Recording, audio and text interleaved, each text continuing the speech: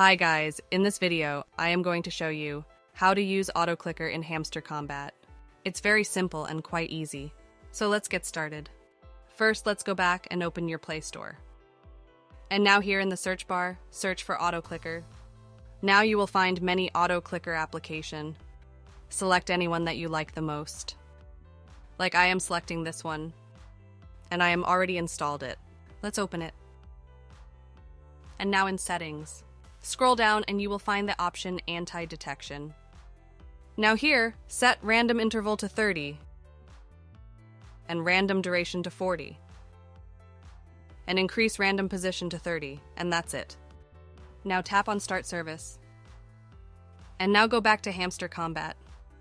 Now here tap on plus icon.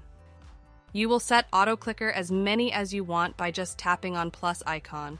You can set these anywhere on the screen. I am just adding 4 auto clicker here. Once you're done, then click on the play button. And that's it. Now it works. You will successfully use auto clicker on Hamster Kombat.